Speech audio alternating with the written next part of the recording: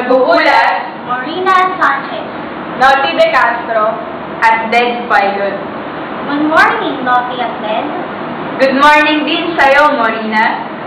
Ano nga ba ibabalita natin ngayon, Ded? Simulan natin sa Commonwealth. Ano nga ba ang nangyari noong 1934?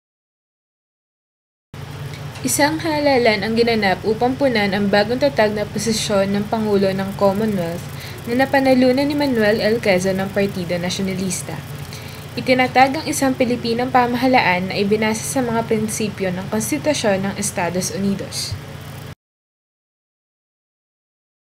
Ano ang ibig sabihin ng Commonwealth?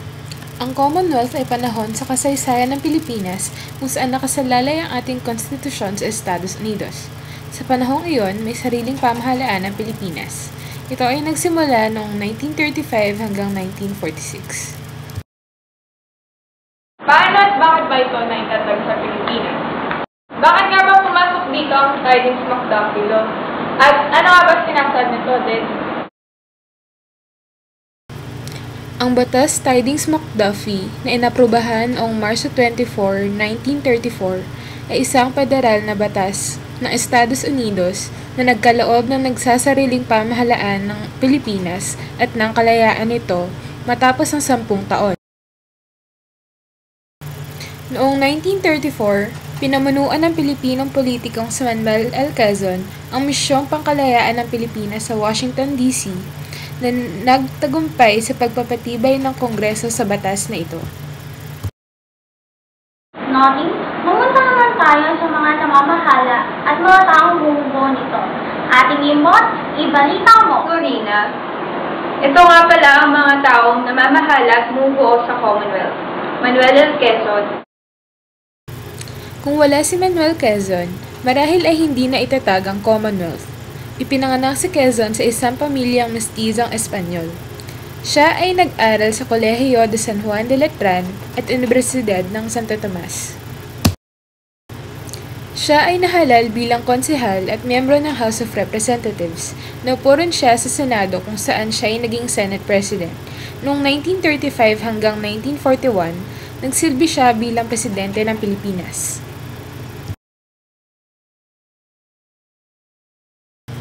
Malaki ang papel ni Manuel Quezon sa Commonwealth dahil sa kanyang pagpursigi sa pagpapatupad ng Tidings-McDuffie Act.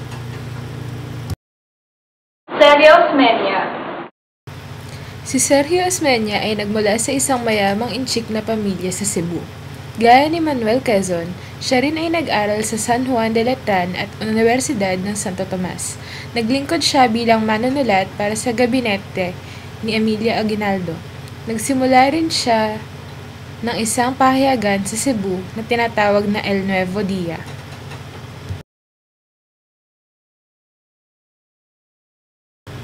Kasama si Quezon, itinatag niya ang Nacionalista Party. Si Osmeña ay naging miyembro ng Philippine National Assembly at ng Senado. Manuel Rojas. Si Manuel Rojas ay nagmula sa Capiz. Nagtapos siya sa Manila High School at Universidad ng Pilipinas. Siya ay naihalal sa Philippine House of Representatives kung saan siya ay naging tagapagsalita. Naging Pangulo si Manuel Rojas noong Mayo 28, 1946 hanggang Hulyo 4, 1946. Kasama si Manuel Rojas ni Quezon at Osmeña sa pagpapasa ng Hair Horse Cutting Act na masasabi nating nagdulot ng Tidings-McDuffie Act.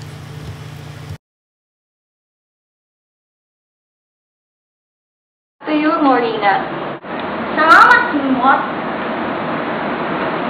Kung inyong aalamin, ang ating bansa ay dumanas din ng mga problema, gaya ng Sa bagong pamamahala, sila ay nagsagawa ng mga planong mahirap maipatupad tulad ng pagkakaroon ng mas malakas na kontrol pang-ekonomiya, reforma sa edukasyon, mas maayos na transportasyon, kolonisasyon sa Mindanao. Nagkaroon rin ng problema sa agraryong sektor. Walang sigurado o matatag na ugnayan sa pagitan ng Amerika at Pilipinas. sa lahat na nangyari sa Commonwealth, pwede ba natin masabing naging independent ito? Natapos ang Commonwealth sa Pilipinas noong July 4, 1946. Ngunit, Hindi masasabing talagang malaya ang Pilipinas dahil ang ekonomiya ng bansa ay nananatiling nakadepende sa Amerika.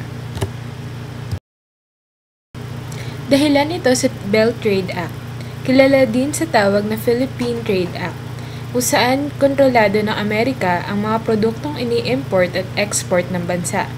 Ang mga Amerikano ay malayang nakakapagnegosyo sa bansa at may natutulad na karapatan tulad sa mga Pilipino sa mga mineral, kagubatan at iba pang likas na yaman. At dito nagtatapos ang Balita Kasaysayan.